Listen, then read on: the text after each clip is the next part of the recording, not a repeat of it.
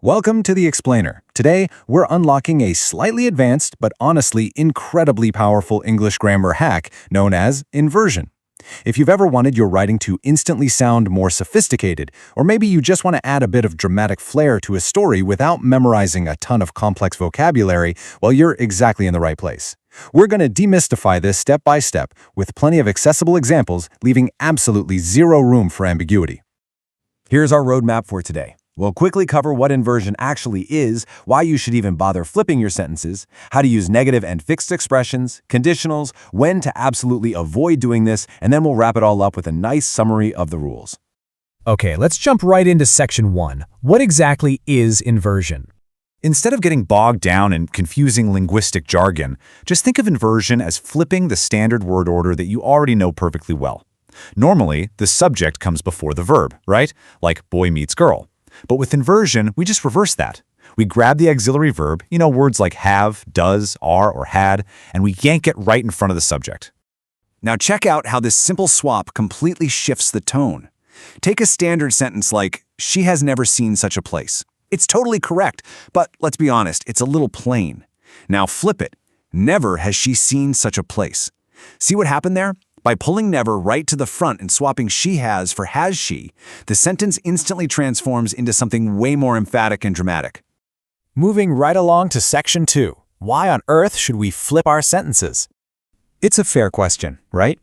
If standard English works perfectly fine, you might be wondering why we'd ever intentionally want to complicate our sentence structures and risk making a mistake. Well, the main reason is that inversion is a massive stylistic upgrade. First off, it adds intense emphasis. It literally forces your listener to pay attention to what you're saying. Second, it creates a highly formal, authoritative tone that is absolutely perfect for speeches or creative writing. And thirdly, let's say you're sitting in a high-pressure exam room taking something like the C1 advanced test. Effortlessly slipping an inverted sentence into your essay is pretty much a guaranteed way to impress the examiner and prove you have masterful control of the grammar. All right, section 3, let's look at the actual triggers for this structure, starting with negative expressions. Here's how it works.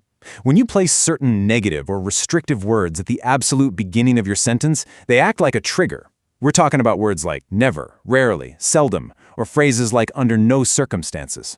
If you start a sentence with one of these, you just can't use normal word order anymore. You absolutely have to flip it. As you can see mapped out clearly here, notice how the auxiliary verb jumps right in front of the subject the split second a negative phrase takes the lead. We don't say, never I have heard, we say, never have I heard such a story. And it's not, under no circumstances you are to leave. It becomes, under no circumstances are you to leave the house. The formula is incredibly straightforward, leaving virtually no room for ambiguity. Beyond single words, there are also fixed expressions that work in pairs. And these are absolutely incredible for building suspense in a story. For example, if you start with the word scarcely, you have to pair it with when later on, like scarcely had the train left when it began to rain. Or you could use no sooner paired with than. No sooner had I reached the door than my phone rang. Using these pairings gives your storytelling just impeccable dramatic timing. But hey, inversion isn't exclusively for negative words. We can actually use the positive words so and such at the very start of a sentence to intensely magnify an idea. So is typically followed by an adjective. For example, so intense was the heat that it took hours to put out the fire.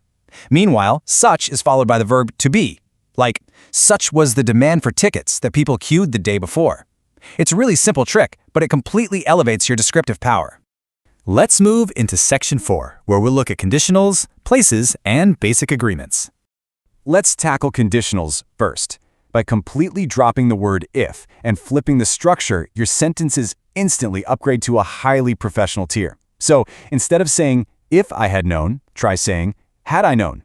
And next time you're writing a formal business email, instead of the standard, if you should need any more information, try, should you need any more information. It just sounds so much more polished, doesn't it? You can also throw a location or direction phrase right at the front of your sentence to make your writing feel genuinely cinematic. Think about the sentence, in the garden stood an old oak tree, or down the street ran the children. Do you notice how doing this actually paints the background of the scene in your mind before the subjects even appear? It's such a beautiful stylistic choice. Now, you might be thinking inversion is exclusively for flowery novels or really strict essays, but it's really not. Take a simple, everyday statement like, I love that idea. If a friend says this to you and you agree with them, what do you naturally say in response? You probably just say, so do I. And what's really interesting here is that this everyday phrase is a perfect textbook example of inversion in action. When we agree with someone, we naturally flip the subject and the auxiliary verb. I love that idea becomes, so do I. She didn't enjoy the film becomes, neither did I. See? You're actually already using this advanced grammar without even realizing it. Okay, moving to section 5. Let's establish some firm boundaries on when you should definitely avoid using this. Like any powerful tool, inversion can be a little dangerous if it's mishandled. For instance, if you start using inverted conditionals in casual conversation at a local coffee shop, you're going to sound like a 19th century poet asking for an espresso. It's just weird. Avoid it when it doesn't actually add clarity or emphasis. I like to think of inversion as a rare, expensive spice, not the main ingredient. You want to sprinkle it in sparingly so it retains its maximum punch. And finally, section 6. As promised, let's wrap this explainer up by summarizing all the rules we just covered.